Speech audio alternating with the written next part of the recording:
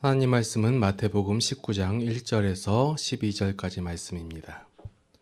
예수께서 이 말씀을 마치시고 갈릴리를 떠나 요단강 건너 유대 지경에 이르시니 큰 무리가 따르거늘 예수께서 거기서 그들의 병을 고치시더라. 바리새인들이 예수께 나와 그를 시험하여 이르되 사람이 어떤 이유가 있으면 그 아내를 버리는 것이 옳으니이까? 예수께서 대답하여 이르시되 사람을 지으신 이가 본래 그들을 남자와 여자로 지으시고 말씀하시기를 그러므로 사람이 그 부모를 떠나서 아내에게 합하여 그 둘이 한 몸이 될지니라 하신 것을 읽지 못하였느냐. 그런즉 이제 둘이 아니요 한 몸이니 그러므로 하나님이 짝지어 주신 것을 사람이 나누지 못할지니라 하시니 여짜오되 그러면 어찌하여 모세는 이혼 증서를 주어서 버리라 명하였나이까? 예수께서 이르시되 모세가 너희 마음의 완악함 때문에 아내 버림을 허락하였거니와 본래는 그렇지 아니하니라. 내가 너희에게 말하노니 누구든지 음행한 이유 외에 아내를 버리고 다른 데 장가드는 자는 간음함이니라. 제자들이 이르되 만일 사람이 아내에게 이같이 할진대 장가들지 않는 것이 좋겠나이다. 예수께서 이르시되 사람마다 이 말을 받지 못하고 오직 타고난 자라야 할지니라. 어머니의 태로부터 된 고자도 있고 사람이 만든 고자도 있고 천국을 위하여 스스로 된 고자도 있도다. 이 말을 받을 만한 자는 받을지어다. 아멘. 자, 오늘 말씀은 어려운 말씀 중에 하나예요. 이혼 얘기예요, 이혼. 현대사회에서 이혼에 대한 퍼센테이지가 꽤 많아졌죠. 오늘은 좀 보세요. 저기 이제 여러분들도 다 해당되는 말씀들이니까 예. 과연 그 바리새인들이 오늘 예수님 앞에 나왔는데 정말 이 사람들이 궁금해가지고 과연 이것을 어떻게 하는 게 옳은 것인지 그런 것인지가 아니라 시험하고자 한 거였어요. 그 바리새인들이 율법을 모르기 때문에 예수님께 와서 물어본 게 아니에요. 자, 당시의 상황을 우리가 지금 편견을 갖고 보기 때문에 예수님은 모든 것을 다 하시고 율법도 다 하시고 왜냐 하나님이시니까 이런 선입견을 갖고 보지 마시고 바리새인 입장에서 한번 보시라고요. 그러면 예수님께 그 바리새인들은 율법에 정통한 학자들이에요. 그리고 그 율법대로 지키는 사람들이고 누구보다도 율법을 알고 가르치는 사람들이란 말이에요. 그런데 그 사람이 예수님께 와서 율법에 대해서 물어본다는 것은 말도 안 되는 얘기예요. 예수님이 알고자 하는 게 아니라. 자, 지난번부터 계속해서 예수님께서 이제 율법을 지키는 사람들 잘 지키고 있고 그에 따르고 있는 바리새인들에게 뭐라고 그리고 유대 지도자들에게 뭐라고 그리고 하나님께서 오시는 하나님 나라에 대해서 얘기하시고 그러니 바리새인들은 자신들이 하나님의 말씀대로 율법대로 지키고 살고 그 공로를 쌓으면 하나님께서 가장 먼저 우리들을 칭찬하시고 높이 들어주실 거라고 생각하고 있고 그렇게 말하고 있는 자들에게 예수님께서 너희가 아니다 라고 얘기하니까 이 예수는 어떤 사람이에요? 없애버려야 할 대상이에요. 그래서 지금은 어떤 단계냐면 그냥 죽여버리고 하는 게 아니라 올가매려고 하는 거예요. 미끼를 지금 던지는 거예요. 그 미끼가 뭐냐면 당시에 그 헤롯 왕 있잖아요. 자, 오늘 마태복음 1장과 2장을 통독했는데 거기서 나온 헤롯이 아니라 그 밑에 아들이에요. 역사를 잘 못하는데 자, 맨 처음에 그 카이사르 뭐 영어 발음이 뭐 모르겠어요. 하여간 그 로마의 그 황제잖아요. 그 황제가 이집트를 공격할 때 안티파테스라는 사람이 같이 그 동행을 했어요. 그 사람을 누가 들어왔냐면 당시 유대 지방의 그 제사장으로 본인이 제사장인지 아니면 그전 그 로마 황제로부터 제사장의 임무를 받았는지 잘 모르겠는데 그 사람하고 같이 그 사람이 이제 원래 안티파테스가 그 에돔 지방 사람이에요. 그 사람인데 같이 그 이집트를 정복하러 갔는데 이 안티파테스가 그 선봉에 서고 로마가 이집트를 무너뜨릴 수 있는 가장 뭐 성벽을 먼저 무너뜨리고 해가지고 그 길을 열어주고 그리고 그 다음부터 전쟁에서 큰 공을 많이 세웠어요. 그래서 카이사르가 굉장히 높여주고 측근으로 삼고 나중에는 로마 시민권까지 주고 그리고 난 다음에 이제 유대 지방 있잖아요. 여기를 다스리게 했어요. 예. 여기 다스리는 건 나중에 이제 그 로마에서도 또 저기 그 또 폭동 쿠데타가 일어나고 해가지고 이 안티파네스가 좀 그 뭐랄까 한직으로 밀렸는데 이 안티파네스도 이제 적들이 있을 거 아니에요. 그래서 암살당해요 나중에. 여기 길게 가는데 그렇게 가면. 예, 그런데 그 아들이 있어요. 아들이 헤롯이에요. 헤롯. 그 헤롯이 나중에 이제 로비하고 이런 거 잘해가지고 그 아우구스투스인가요? 예, 그 로마 황제로부터 여기 분봉왕으로 세워져요. 이 분봉왕의 개념은 나중에 뭐 중세시대 영주의 개념으로 그 로마가 세계를 다스리잖아요. 그래서 좀 요즘 로마하고 조금 먼데 이런 데 있잖아요. 이런 데는 그 당시 그 지역 사람들의 그래 관습이나 문화를 잘하는 사람들로 하여금 그 다스리게 했어요. 로마의 지배를 받으면서. 그러면 이 사람은 로마의 로비를 잘하고 세금도 잘 갖다 바치고 그리고 여기를 폭동이나 이런 걸 안 일어나게 잘 해주는 그런 사람으로 이제 세운 사람이 이제 헤롯이에요. 이 사람이 이제 헤롯 왕조의 처음이라 해서 헤롯 대왕이라고 불러요. 이 사람이 누구냐면 이제 예수님 그 태어났을 때 그 2살 밑으로 다 죽여버려라 말한 이 사람이에요. 그래서 이집트로 저기 요셉하고 마리아가 도망갔잖아요. 그래서 이 헤롯이 나중에 죽어요. 죽고 나서 아들 그 헤롯 왕이 부인도 많이 있었고 아들도 많이 있는데 그 중에서 아켈라오라는 아들한테 여기 그 물려주는데 그 아들 3명하고 딸 1명한테 여길 나눠서 줘요. 땅덩어리를 나눠서 주는데 이 유대 지방을 다스리는 분봉왕이 아켈라오예요. 그래서 이 지역의 왕이 아켈라오가 됐다는 얘기를 듣고 요셉이 여기로 못 가겠습니다 해서 어디로 가냐면 갈릴리 지역으로 가거든요. 그 사마리아 북부 지역으로. 여기가 이제 갈릴리 호수를 중심으로 해서 지중해 방향 그쪽이 오른에 나오는 이제 헤롯 안디바. 그리고 그 오른쪽으로 위쪽으로 해가지고 빌립보 가이사라 요 지역 그이 헤롯 빌립 이제 등장 인물이기 때문에 제가 말씀드리는 거예요. 예, 이렇게 해가지고 여기 왔는데 이래 안디바가 뭘 했냐면 동생인 빌립인 아내를 빼앗았어요. 헤로디아라는. 예. 왜 그 과정도 보면 이 그 헤로디아의 외조부가 제사장이거든요. 대제사장. 근데 세력싸움에서 밀려서 저기 반역을 해서 죽어요. 그러면서 얘도 왕조의 모든 권력을 뺏겨서 한적한 도시 시골로 내려가요. 그런데 거기서 얘 안디바하고 만나는 거예요. 안디바가 거기서 좀 머물렀는지 어떻게 했는지 밤에 들어가지고 나랑 결혼하자 한 거예요. 근데 안디바는 이미 그 아랍 공주하고 이미 결혼한 상태였고요. 근데 이제 헤로디아가 결혼 조건이 뭐냐면 그 정실하고 헤어져 이혼해 그리고 나서 나랑 결혼할 수 있어 했는데 그렇게 한 거예요. 그 헤로디아의 딸이 살로메고. 예. 그래서 이 안디바가 이렇게 해가지고 했는데 결혼했는데 동생 그 아내 뺏었잖아요. 그래서 이 둘 사이가 그렇게 또 안 좋고 그랬는데 침례 요한이 이거 잘못했다 한 거예요. 침례 요한은 정의의 사도. 예. 그러니까 어떻게 됐어요? 잡아가뒀죠. 그래서 헤로디아가 마음에 안 들잖아요. 자기가 얘기해가지고 자기가 이혼시킨 거잖아요.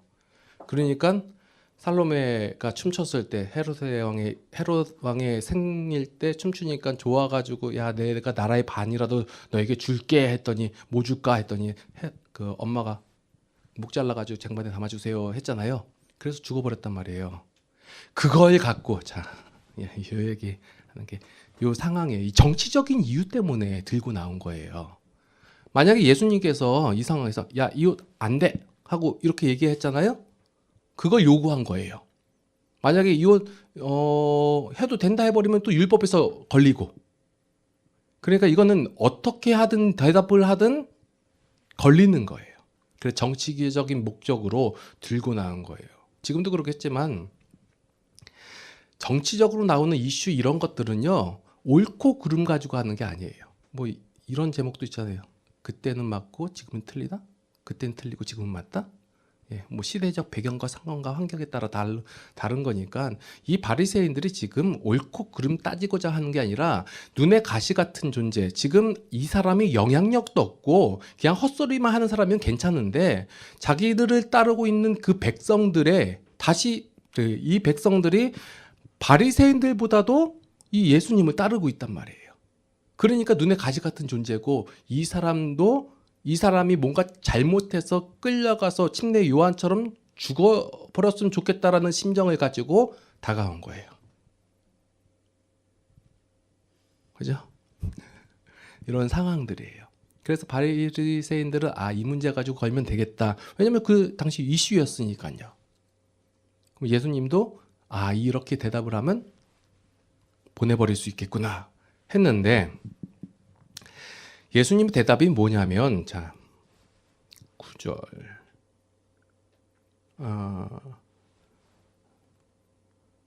자 5절부터 보니까 하나님께서 뭐 말씀하신 이 얘기를 해요. 그러면서 뭘 얘기하냐면 하나님께서 왜 부부를 세우셨냐 이거예요. 자, 하나님께서 태초에 천지를 창조하시고 나서 아담을 창조하셨잖아요.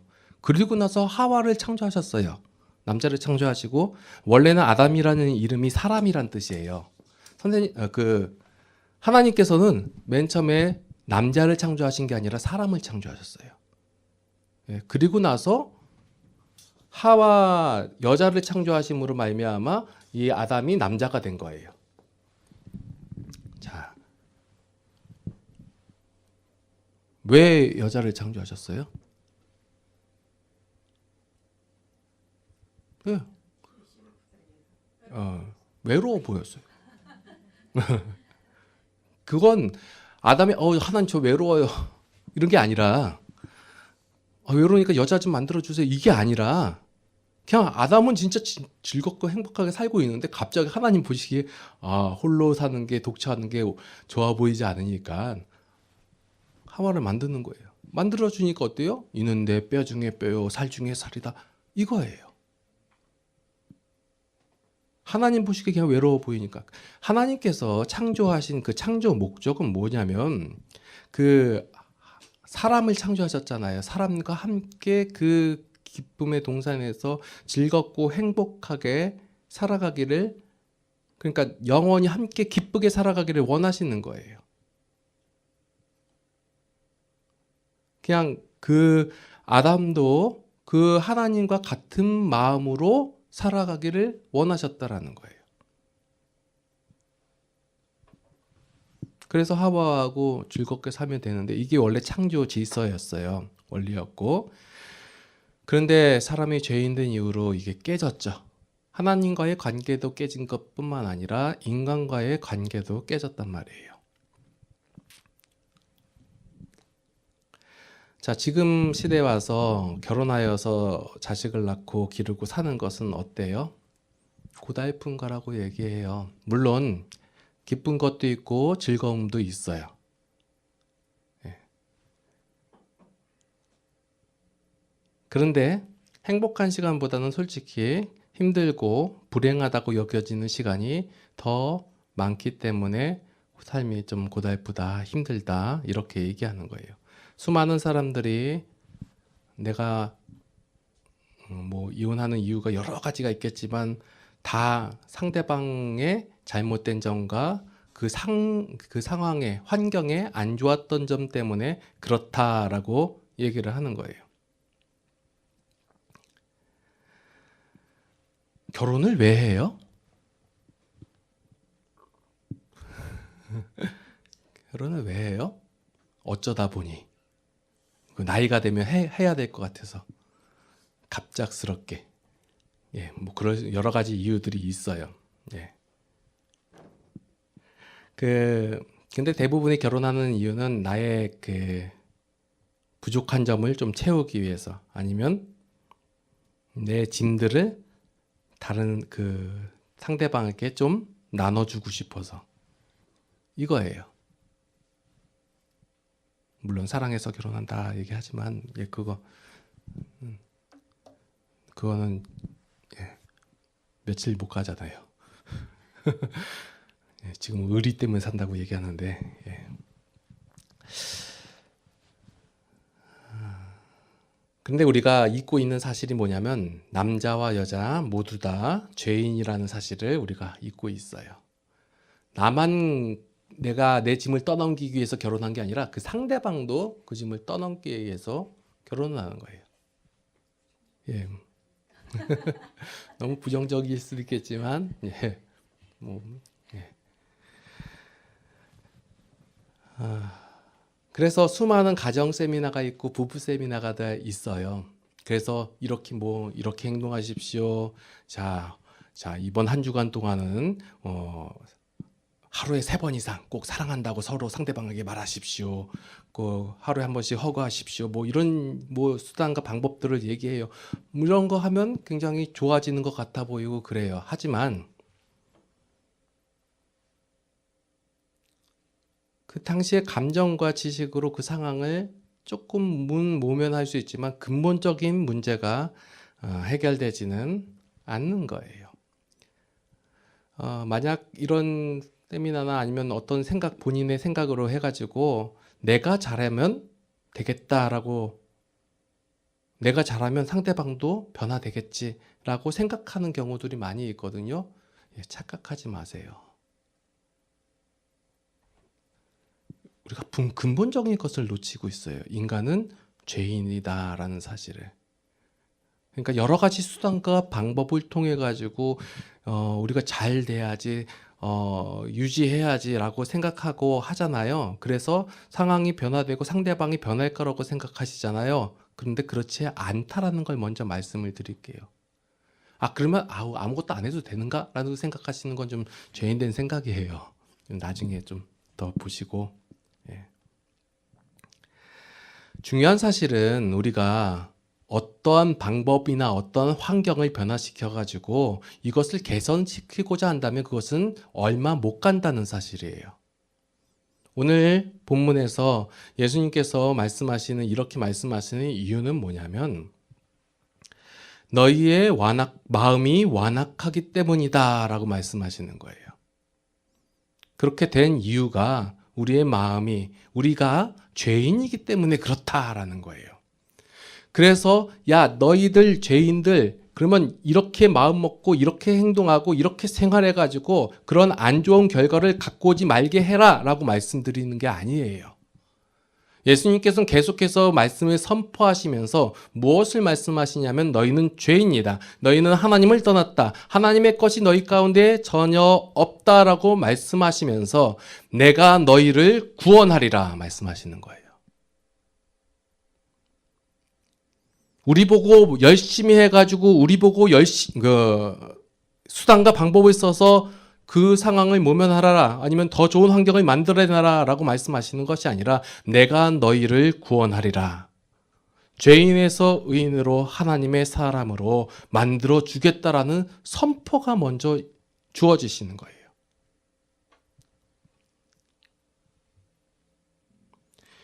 그래서 죄인된 인간이 이제 하나님의 자녀가 되고 하나님의 사람을 되고, 그 하나님의 사람이 하나님을 닮아가게 되면 하나님의 창조 질서에 순응할 수밖에 없게 된다는 거예요. 죄인의 대답은 뭐였어요? 하나님께서 만들어준 저 여자가 나로 하여금 선악과를 먹게 했습니다 라는 대답이었잖아요. 근데 원래 창조하셨던 그 하나님의 사람으로서의 아담의 대답은 뭐였어요? 내 뼈 중에 뼈요, 살 중에 살이다. 내 사랑하는 자다. 이거예요. 하나님의 자녀된 우리는 하나님께서 주신 그 가정을 통해서 무엇을 알아가냐면 하나님의 마음과 생각을 알아갈 수 있다라는 거예요. 자, 오늘 나중에 보니까 그 제자들의 대답이 뭐냐면, 아우, 차라리 결혼 안 하는 게 나아요. 이렇게 얘기하거든요. 지금 세태에서도 많은 청년들이 이렇게 얘기를 해요. 아우, 그 고생을 할 바에 왜 결혼을 합니까? 혼자 사는 게 훨씬 더 좋습니다. 이렇게 얘기하는 거예요. 그러나 하나님께서 우리에게 가정을 주신 이유는 그 가정을 통해 가지고 하나님의 마음과 생각을 알아가라는 거예요. 아, 오늘 서론이 길어가지고 너무 같네요. 저기 지금 에베소서하고 다 알아봐야 되는데, 자, 여러분들이 다 안다는 전제하에 말씀을 드릴게요. 에베소서 말씀이나 5장 말씀이나 고린도전서 7장 말씀이나 여러분들이 잘 아시는 말씀들이에요. 자, 남편 된 자는 아내를 어떻게 사랑하라고요? 아, 예, 그리스도께서 교회를 사랑하신 것처럼 아내는 남편을 그리스도처럼 그 복종하라, 이 얘기 기억나시나요? 네. 어떻게 하라냐면요, 남자는요, 남편은 아내를 어떻게 해야 하냐면, 그리스도가 우리를 어떻게 사랑하셨어요? 죽기까지 사랑하셨잖아요. 목숨 걸고 사랑하라는 거예요. 그리고 아내는 복종하라고 했잖아요. 남편을 그리스도처럼 교회의 머리 대신. 다 할 수 있는 거예요, 없는 거예요? 할 수 없는 거예요. 그런데 그렇게 되겠다고 예수님께서 말씀하시고 해 주시겠다는 거예요. 어떻게 하면? 우리가 예수 그리스도를 닮아가면, 그리스도의 장성의 분량에까지 자라나면 우리 가운데 있는 원래 하나님께서 원하신 창조 질서대로 그렇게 살아가게 된다는 거예요. 많은 사람들이 문제가 있을 때, 만약에 오늘 제목처럼 이혼의 문제나 이런 게 있을 때 다 뭘 얘기하냐면 옳고 그름을 얘기해요. 얘가 뭐 잘못했습니다. 얘가 이렇게 했습니다. 이러한 상황하고 도무지 안 됩니다. 라고 얘기를 해요. 근데 그런 조건들이 다 결혼 전에서는 다 장점으로 보여서 결혼한 거잖아요.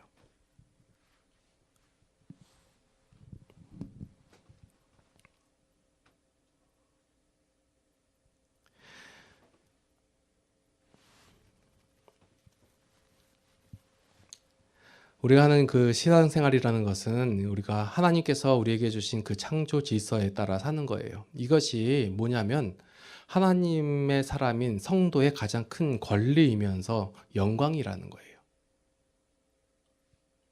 많은 사람들이 하나님 성도의 권리나 영광 아니면 거룩, 이것을 존귀함, 이것을 얘기하기보다는 너희가 이러한 죄를 지으면 이거는 죄다. 그러니까 죄를 지으면 하나님께서 혼내신다, 심판하신다. 그 고통과 그게 얼마나 큰지를 아느냐. 요걸로 협박을 한단 말이에요. 그러나 제가 지금 여러분들에게 말씀드리는 것은 여러분들이 죄를 지었으니까 그 고통을 당한다, 그 고생한다, 그 얘기하는 것보다 그것보다 더 큰 걸 얘기하는 거예요. 하나님의 사람으로서 그 하나님의 사람답게 살아가고 그 창조 질서에 순응하면서 살아가는 것이 얼마나 복되고 기쁨이며 행복한 것이냐를 것을 알려드리고 있다라는 거예요.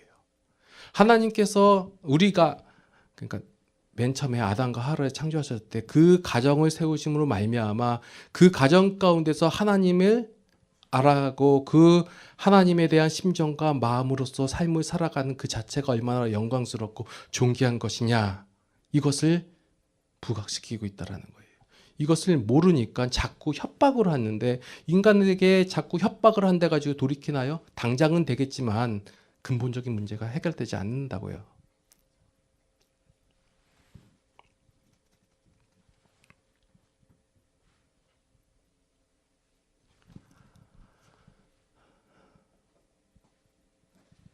하나 넘어갔어요, 그냥.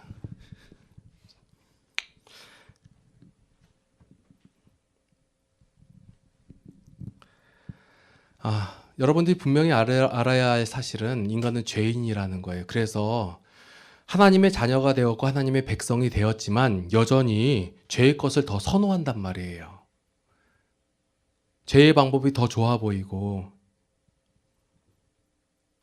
그래서 세상과 타협하고 살아간단 말이에요.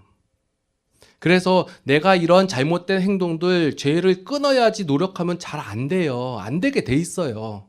자꾸 나에게 있는 안 좋은 것을 벗어내고 덜어내야지, 그리고 상황과 환경을 바꿔야지만이 되겠지라고 생각하고 있다면 그것은 깨진 독에 물 넣는 거하고 마찬가지예요.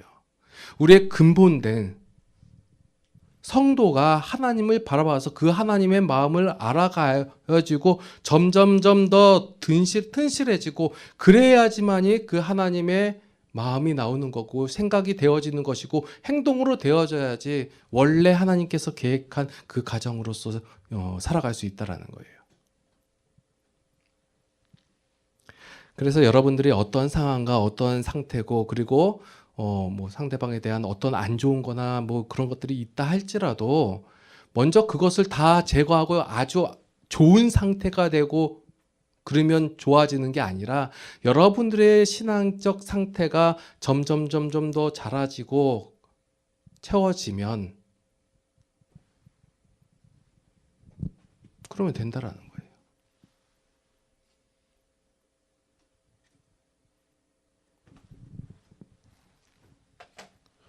어려운 부분이에요. 그 당장 안 되는데 라고 얘기하고. 예. 그래서 성도가 이런 생활을 하면서 그 하나님께서 우리를 어떻게 사랑하고 계시는지를 경험해 나가는 거예요. 가정을 통해서. 예. 이것만 있으면 좋겠다. 이렇게만 변했으면 좋겠다. 이 사람이 이러한 잘못만 안 했으면 좋겠다. 라고 생각들 많이 하잖아요. 아우 이런 성질머리만 고쳐줬으면. 예. 저희도 처음 계속해서 그 목사라고 해서 이혼할 생각이 없었냐. 예. 무지 많이 하고 있었어요. 아우 이 여자 아니었으면 다른 여자 살았으면 이런 생각 안 할까요? 물론 상대방도 그렇게 생각했겠죠. 아우 이거 마음에 안 들어. 예. 그런 거 많아요. 그런데 하나님께서 우리에게 알려주시고자 하고 싶으신 거는 너희가 내 마음을 가져봐라 이거예요. 사람들은 제일 중요한 거 제가 빼먹은 게 그거였어요. 이거예요. 인간 삶의 죄인의 원리가 뭐냐면 약육강식이에요. 힘 있는 사람이 힘 약한 사람을 짓누르려고 하는 거예요. 당시 유대교의 상황이 힘 있는 사람이 남자였기 때문에 그래요. 그러니까 원래 사람들이 힘 있는 사람인 남자가 마음에 안 든다고 여자를 버리는 경우가 있었단 말이에요. 그러니까 모세가 율법으로서 그걸 좀 막아주려고 하는 거예요. 이혼 증서라도 써줘야지 이 여자가 다른 데서 사니까 이혼을 허락한 거예요. 이 폐악함이 만연하기 때문에 하지 말라는 얘기지 하라고 허락하는 개념이 아니었단 말이에요. 그 신명기 말씀이. 근데 사람이 약하니까 나는 고생 안 하기 싫어. 네. 그러나 하나님은 우리에게 바라시는 것이 줄 수 있는 자가 되기를 원하시는 거예요. 하나님이 우리에게 주셨잖아요. 내가 더 해주기를 원하는 거예요. 내가 더 고생을 하더라도 감당하기를 원하시는 거예요. 감당할 만한 힘이 있고. 그게 뭐예요? 우리가 그리스도 예수 안에서 자라나는 거예요. 이 성도는 이 본질이 바뀐 자들이에요. 죄의 본질이 바뀌었기 때문에 충분히 자라날 수 있는 자들이에요. 자라날 수 없는 자들에게 얘기하는 것이 아니라 이제 자라날 수 있는 자들에게 말씀하시는 거예요. 너희가 성도 아니냐? 그래서 너가 왜 이렇게 못하느냐라고 질책하는 것이 아니라 너희는 충분히 그 책임과 특권을 만끽할, 누릴 수 있는 자들이다라고 말씀하시면서 우리가 하나님을 알아가고 닮아갈 때 하나님께서 무엇을 어떻게 우리에게 행하시냐면 우리의 환경과 상황을 변화시켜 주시는 것이 아니라 그 상대방을 바꿔주시는 것이 아니라 나를 변화시켜 주시는 거예요. 어떻게? 생각과 마음을 주시는 거예요. 그리고 나서 뭘 주시냐면 그 하나님의 원래대로 창조 질서대로 살아갈 수 있는 힘을 주신다라는 거예요. 그래서 우리가 집중해야 할 것은 상대방하고 어떤 안 좋은 게 있어서 이것을 바꾸려고 고치려고 노력하는 그것보다도 먼저 우리가 하나님을 바라봐야 된다는 거예요. 우리 집안에 이런 문제가 있는데 언제 하나님을 바라봐요? 예, 그래도 하나님을 바라보세요. 알아가시고. 그러면 하나님께서 우리에게 마음을 주시고 생각을 주시고 그 상황을 이겨낼 힘을 주시고, 그리고 나서 상대방을 변화시켜 주는 게 아니라 나를 변화시켜 주신다라는 거예요. 내가 하나님의 심정과 하면 어떻게 되는 거예요? 결국 예수님께서 우리에게 행하신 대로 우리도 행할 수 있게 되어진다는 거예요. 아까 전에 말씀드린 목숨 내어 놓는 거 할 수 없다예요. 우리의 힘으로, 우리의 능력으로, 우리의 생각으로, 우리의 방법으로 안 되는데 예수님 하셨잖아요. 그러면 우리도 그렇게 할 수 있게끔 누가 힘 주신다는 거예요? 하나님께서 힘을 주신다라는 거예요. 그래서 결국 나를 변화시켜 주시고 그로 인하여 상대방과 세상을 변화시켜 주신다라는 거예요. 예수님께서 오늘 말씀하신 내용은 질책하는 내용이 아니에요. 너 이거 잘못했다. 그리고 뭐 이거 외에는 뭐 해다 해가지고 허락하는 개념이 아니에요. 너의 마음이 완악하다. 너의 마음이 완악하기 때문이다. 라고 얘기하시면서 너희를 구원하겠다는 예수님의 행하심에 대한 선포예요. 기도하시겠습니다. 우리의 완악함을 아시는 하나님, 우리 죄를 용서하여 주시옵소서. 우리는 죄의 것이 훨씬 더 좋아 보입니다. 힘 있는 자가 힘 없는 자를 굴복시키게 하는 게 더 좋아 보입니다. 내 것만 챙기고 내가 편하고 나만 잘 되는 것이 더 행복해 보입니다. 그러나 하나님께서는 그 방법이 옳지 않다고 말씀하시고 그것이 더 좋은 것이 아니다라고 말씀하십니다. 하나님의 방법이 훨씬 더 좋다고 말씀하십니다. 하나님의 방법은 십자가를 지는 것이며 대신 죽는 것이며 대신 감당하는 것이며 대신 위하는 것입니다. 그것이 기쁨이요 영광이요 책임이며 존귀함이라고 하셨습니다. 이제 우리가 하나님을 닮아가게 하여 주시옵소서. 하나님의 생각과 하나님의 마음이 우리를 주장하게 하여 주시옵소서.